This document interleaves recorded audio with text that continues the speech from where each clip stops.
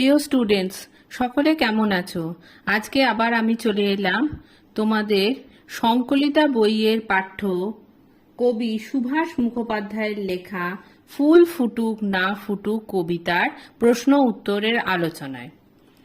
ICSE বোর্ডের বাংলা বিষয়ে যে কোনো রকম সাহায্য পাওয়ার জন্য তোমরা আমার চ্যানেলটিকে ফলো করো, আর ভালো লাগলে লাইক দিও, সাবস্ক্রাইব করার অনুরোধ রইল। তাহলে চলো আমরা এর প্রশ্ন উত্তর নিয়ে আলোচনা করি। আর আগের যে ভিডিও ছিল সেখানে আমি মোট 4টে প্রশ্নের উত্তর দিয়েছিলাম, তো সেইটা যদি তোমরা না দেখে থাকো আগে সেই ভিডিওটা দেখে নিও, তারপরে এই ভিডিওটা দেখো। আমার প্রথম 1 নম্বর প্রশ্ন হচ্ছে, গায়ে হলুদ দেয়া বিকেলে একটা দুটো পয়সা পেলে যে হরবোলা ছেলেটা কোকিল ডাকতে যেত তাকে ডেকে নিয়ে গেছে দিনগুলো। আচ্ছা, তাহলে প্রথম প্রশ্ন হচ্ছে, গায়ে হলুদ দেয়া বিকেল বলতে কি বোঝানো হয়েছে? এর মান আছে 2। প্রশ্নের উত্তরগুলো আমি লিখে দিয়েছি যাতে তোমাদের সুবিধা হয়, তোমরা এগুলো থেকে নোট ডাউন করে নিতে পারো, আর না হলে খুব মন দিয়ে শোনো। গায়ে হলুদ দেয়া বিকেল বলতে দুপুর বেলার শেষে যখন সূর্যের রোদ কমে যায় সেই সময় একটা হলুদ রঙের আভা ছড়িয়ে পড়ে। এখানে বিবাহকালে গায়ে হলুদের অনুষঙ্গে এক মায়াবী বিকেলের কথা বলা হয়েছে। এই সময়কে কবি গায়ে হলুদ দেওয়া বিকেল বলেছেন। কেমন? আচ্ছা, এর পরের প্রশ্ন আছে, হরবোলা কথাটির অর্থ কি? এরও মান 2। আচ্ছা, যে ব্যক্তি বিভিন্ন পশু পাখির ডাক নিজ কণ্ঠে নকল করতে পারে তাকে হরবোলা বলা হয়। গ নম্বর প্রশ্ন হলো, ছেলেটি কি কারণে হরবোলা ডাকতে যেত? এর মান হলো 3। খুব মন দিয়ে উত্তরটা শোনো। পড়ন্ত বিকেলে হরবোলা একটি ছেলে কোকিলের ডাক ডাকতে যেত সামান্য 1-2 পয়সা উপার্জন করার জন্য। কবি বসন্তকালের কথা এই কবিতায় উল্লেখ করেছেন। ছেলেটি সেই যুদ্ধবিধ্বস্ত শহরে কোকিলের ডাক ডাকত বসন্তকালের আগমন বার্তা ঘোষণা করার জন্য। প্রকৃতপক্ষে ছেলেটি হলো প্রেমের প্রতীক। কোকিলের ডাক হলো প্রেম বা ভালোবাসার প্রতীক। এটা 2বার লেখা হয়ে গেছে, এটা 1বার হবে। প্রেম বা ভালোবাসার প্রতীক। তেমনি বসন্ত ঋতু হলো আনন্দ বা ভালোবাসার প্রতীক। এই পৃথিবীতে ভালোবাসাই সত্য, সেই সত্যের প্রতীক হলো সেই হরবোলা ছেলেটি। কেমন? আচ্ছা, এরপরে চলো ঘ নম্বর প্রশ্ন কি আছে দেখে নেওয়া যাক। কোন দিনগুলো তাকে ডেকে নিয়ে গেছে? তার মান হলো 3। এর উত্তর হবে, কবি এই কবিতায় বলেছেন দেশে যুদ্ধ হলে বা যুদ্ধের পরবর্তীকালে দুর্ভিক্ষ, কালোবাজারি, মন্বন্তর ইত্যাদি দেখা দিলে সাধারণ মানুষের ওপর তার প্রভাব পড়ে। যুদ্ধবিধ্বস্ত দিনগুলিতে দুর্ভিক্ষের কবলে পড়া একটি অসহায় ছেলের কথা কবি আমাদের সামনে তুলে ধরেছেন। সে হরবোলা ডাক ডেকে পয়সা উপার্জন করত। এই হরবোলা ছেলেটি প্রতিদিন 1-2 পয়সা উপার্জন করত। এইভাবে সে নিজের অন্নের সংস্থান করত। কিন্তু দেশে যুদ্ধের ফলে তার উপার্জন বন্ধ হয়ে যায়। অন্নের অভাবে তার মৃত্যু ঘটে। তাই কবি বলেছেন, সেই বিভীষিকাময় দিনগুলিতে হরবোলা ডাকতে যাওয়া ছেলেটি হারিয়ে গেছে। কেমন? পরের যে প্রশ্ন 2 নম্বর, সেই 2 নম্বর এখানে আমি ছোট করে লিখেছি। আসলে কবিতাটার লাইন হবে, লাল কালিতে ছাপা হলদে চিঠির মতো আকাশটা মাথায় নিয়ে এ গলির এক কালো কুৎসিত আইবুড়ো মেয়ে রেলিংয়ে বুক চেপে ধরে এইসব 7-5 ভাবছিল। আচ্ছা, আমার প্রথম প্রশ্ন আছে, কে 7-5 ভাবছিল? এর মান আছে 2। উত্তর হবে কবি সুভাষ মুখোপাধ্যায়ের লেখা ফুল ফুটুক না ফুটুক, এর মাঝখানে একটু গ্যাপ হবে, ফুল ফুটুক না ফুটুক কবিতায় গলির একটি কালো কুৎসিত আইবুড়ো মেয়ে নানা কথা ভাবছিল। পরের প্রশ্ন খ, লাল কালিতে ছাপা হলদে চিঠির তাৎপর্য কি? এটার মান আছে 2।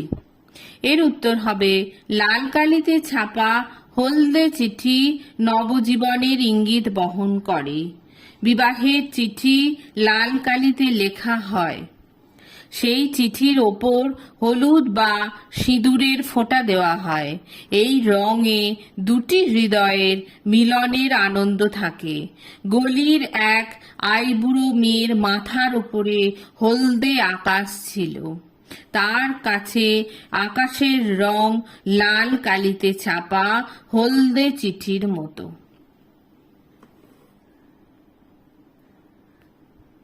আমার পরের প্রশ্ন হলো গ, সে কি 7-5 ভাবছিল? এর মান হলো 3। উত্তরটা মন দিয়ে শোনো। গলির এক কালো কুৎসিত মেয়ের চোখে ছিল লাল কালিতে লেখা হলুদ চিঠির স্বপ্নের রং, অর্থাৎ বিবাহের আকাঙ্ক্ষা তার মনে ছিল। কিন্তু সে ছিল কালো কুৎসিত, তাই তার জীবনে বসন্ত এলেও বিয়ের ফুল ফোটেনি। তার বুকে বিয়ে না হওয়ার জন্য অসহ্য যন্ত্রণা ছিল। তার বিয়ের বয়স হয়ে গেলেও সে ছিল কুরুপা, তাই সে কখনো ভালোবাসার স্পর্শ পায়নি। তার মনের মধ্যে বিরাজমান ছিল লাল কালিতে ছাপা হলদে চিঠির সেই খাম, যা তার নবজীবনের ইঙ্গিত বহন করে। সে ভালোবাসা ও বিবাহের স্বপ্ন দেখেছিল, কিন্তু সে প্রত্যাখ্যাত হয়েছে। সে তার যন্ত্রণা লাঘব করার জন্য রেলিংয়ে বুক চেপে অনাগত ভবিষ্যতের কথা ভাবছিল। সে ভাবছিল তার জীবনে কখনো কি সুসময় আসবে? তার জীবনের এই যন্ত্রণা কি কখনো অবসান ঘটবে? যন্ত্রণার কি কখনো অবসান ঘটবে? সে এই সব 7-5 ভাবছিল।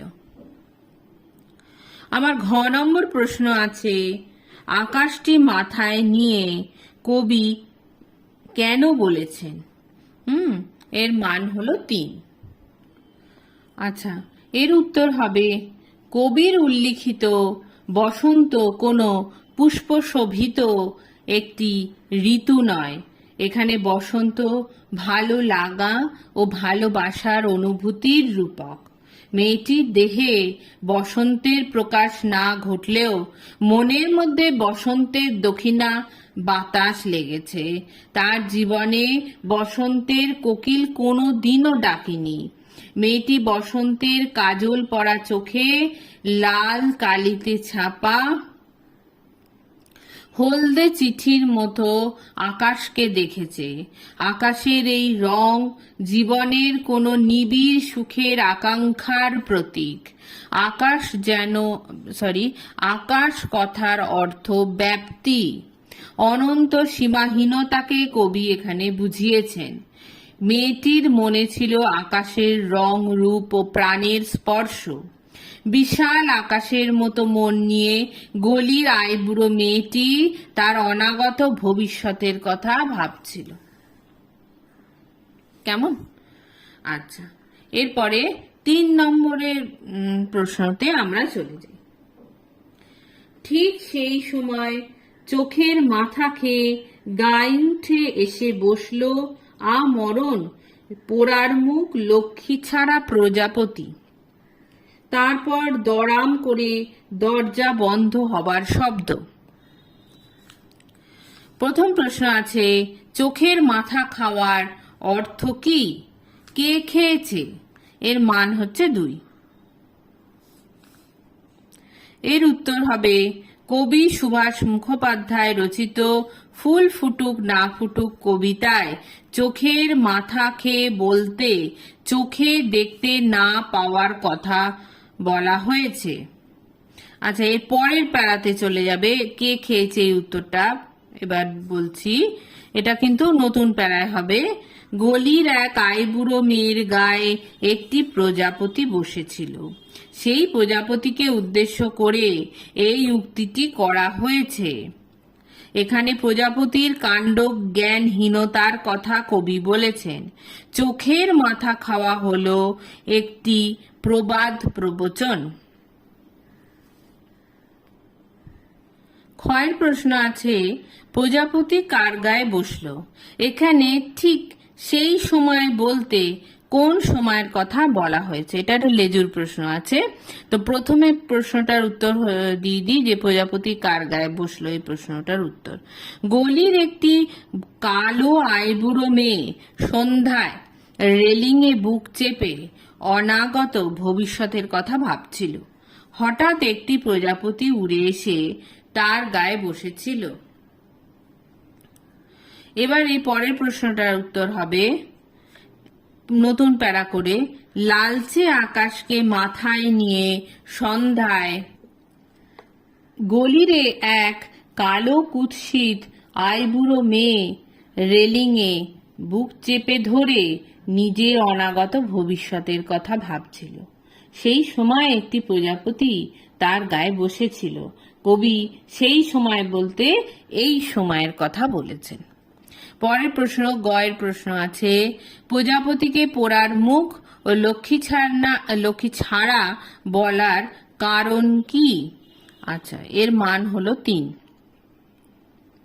উত্তরটা খুব মন দিয়ে শোনো, খুব ইম্পর্টেন্ট প্রশ্ন। গলির এক কালো কুৎসিত আইবুড়ো মেয়ে যখন রেলিংয়ে বুক চেপে ধরে বিয়ে না হওয়ার হতাশায় দীর্ঘশ্বাস ফেলছিল, তখন মেয়েটির অগোচরে একটি প্রজাপতি উড়ে তার গায়ে এসে বসেছিল। মেয়েটি যেহেতু কুরূপা ছিল, তাই তার বিবাহের কোনো সম্ভাবনা ছিল না। কিন্তু প্রজাপতিটি তার গায়ে বসে যেন তার বিবাহের সংবাদ নিয়ে এসেছে। প্রজাপতি হলো বিবাহের প্রতীক। দুটি মানুষের হৃদয়ের মিলনের প্রতীক হলো প্রজাপতি। প্রজাপতি বৈবাহিক সম্পর্কের শুভদিনকে মানুষের জীবনে নিয়ে আসে।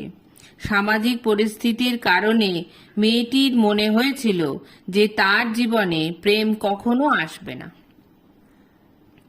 সেই সময় একটি প্রজাপতি তার গায়ে বসে জানিয়েছিল যে ভালোবাসা চিরকালীন সত্য, প্রেম মৃত্যুহীন। মেয়েটি বুঝেছিল যে তার বিবাহের সম্ভাবনা শেষ হয়ে যায়নি। সে প্রজাপতিকে তখন পোড়ার মুখ ও লক্ষ্মী ছাড়া বলেছিল। পোড়ার মুখ কথাটি জ্বালাতন অর্থে আর লক্ষ্মী ছাড়া কথাটি দুষ্টু অর্থে ব্যবহৃত হয়েছে। আসলে এখানে মেয়েটি প্রজাপতিকে নিন্দার ছলে স্তুতি করেছে। ঘয়ের প্রশ্ন আছে, তারপর দড়াম করে দরজা বন্ধ হওয়ার শব্দ। উদ্ধৃতিটির তাৎপর্য বিশ্লেষণ করো। এরও মান হচ্ছে 3। এই উত্তরটা হবে, প্রজাপতি আইবুড়ো কুৎসিত মেয়েটির গায়ে বসায় মেয়েটি ঘরে চলে যায়। তারপর সে দড়াম করে দরজা বন্ধ করে দেয়। কবিতায় প্রজাপতি বিবাহের প্রসঙ্গ নিয়ে আসলেও সেই হরবোলা ছেলেটির মৃত্যু, মেয়েটির কালো কুৎসিত শরীর ও তৎকালীন সামাজিক পরিস্থিতি মেয়েটিকে অতি দ্রুত বাস্তবের বন্ধা মাটিতে দাঁড় করিয়ে দিয়েছে। তাই সে হৃদয়ের দরজা বন্ধ করে দিয়েছে। সে পুনরায় একটি নতুন বসন্তকে তার জীবনে বরণ করে নিতে চায় না। কেমন? আচ্ছা, আমরা চলে আসি আমার লাস্ট প্রশ্ন। অন্ধকারে মুখ চাপা দিয়ে দড়ি পাকানো সেই গাছ তখনও হাসছে। প্রথম প্রশ্ন, সেই গাছ বলতে কোন গাছের কথা বলা হয়েছে? এর মান হচ্ছে 2। উত্তরটা হবে শান বাঁধানো ফুটপাতে যে শুষ্ক রুক্ষ গাছ পাথরের বুক চিরে নিজের শিকড়কে মাটির গভীরে প্রবেশ করিয়েছে রসদ সংগ্রহের জন্য, সেই গাছটির কথা কবি বলেছেন। গাছটি নিজের ইচ্ছা শক্তির জোরে সমস্ত প্রতিকূলতাকে জয় করে নিজের শরীরে কচি কচি পাতার সঞ্চার করেছে। আমার খ নম্বর প্রশ্ন হলো, গাছটিকে দড়ি পাকানো বলার কারণ কি? এটার মান হলো 2। কাঠখোট্টা গাছটি হলো স্বাস্থ্য ও সৌন্দর্যহীন জীবনের প্রতীক। সে বেড়ে উঠেছে পাথরের নুড়ি ভেদ করে, তাই সে উর্বর মাটি ও পর্যাপ্ত পরিমাণে জল পায়নি। সে অপুষ্টির শিকার, উপযুক্ত খাদ্যের অভাবে সে শুকিয়ে গেছে। সে শুকিয়ে দড়ির মতো হয়ে গেছে বলে কবি তাকে দড়ি পাকানো বলেছেন। দড়ি এখানে প্রতীকী শব্দ। পাকানো দড়ির মতো নীরস শুষ্ক তার দেহ। সুস্থভাবে বেঁচে ওঠার জন্য অনুকূল পরিবেশ সে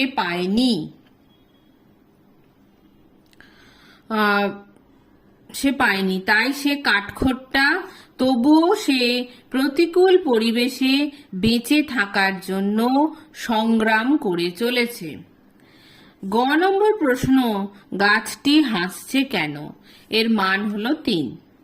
উত্তরটা মন দিয়ে শোনো। উত্তর হবে, কবি বলেছেন গাছটি অপুষ্টির শিকার, তার দেহ শীর্ণকায়। সে পাথরের নুড়ি ভেদ করে শিকড়কে মাটির নিচে সঞ্চারিত করে দিয়েছে রসদ সংগ্রহের জন্য। এইভাবে সে প্রতিকূল পরিবেশে সংগ্রাম করে বেঁচে আছে। তার জীবনী শক্তি কেউ বিনষ্ট করতে পারেনি। তার ডালে কচি কচি পাতা যুদ্ধের বিজয় পতাকার মতো উত্তোলিত হয়েছে। তার অদম্য ইচ্ছাশক্তির জোরে সমস্ত প্রতিকূলতাকে সে জয় করেছে। তাই সে মৃত্যুকে পরাজিত করে হাসছে। এখানে কবি বলেছেন, হতাশা নৈরাশ্য যেন আমাদের গ্রাস না করে। মানুষকেও সব বাধা বিপত্তি কাটিয়ে হাসি মুখে এগিয়ে যেতে হবে। হলো।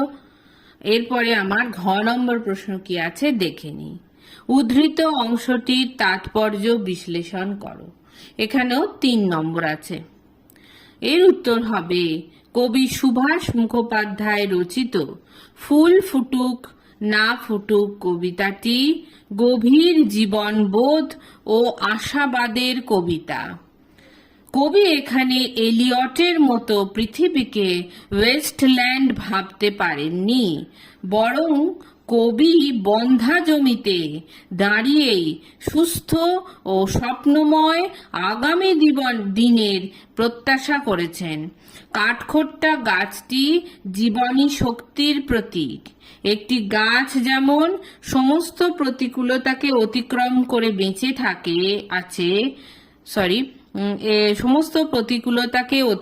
করে বেঁচে আছে, তেমনি মানুষকেও যুদ্ধ, দুর্ভিক্ষ, ব্ল্যাকআউট, কালোবাজারি সমস্ত প্রতিকূলতাকে অতিক্রম করে ভবিষ্যতে বেঁচে থাকতে হবে।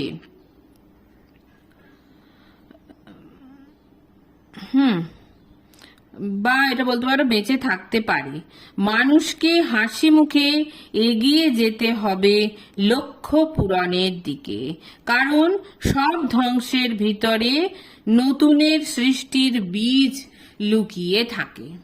এই হয়ে গেল আমার 8টা প্রশ্নের উত্তর। যদি তাও তোমাদের কিছু বুঝতে অসুবিধা হয় কমেন্ট বক্সে লিখবে, আমি অবশ্যই উত্তর দেওয়ার চেষ্টা করব। আর তোমরা সকলে খুব ভালো থেকো। দেখা হবে পরের কোনো একটা ভিডিওতে। টাটা।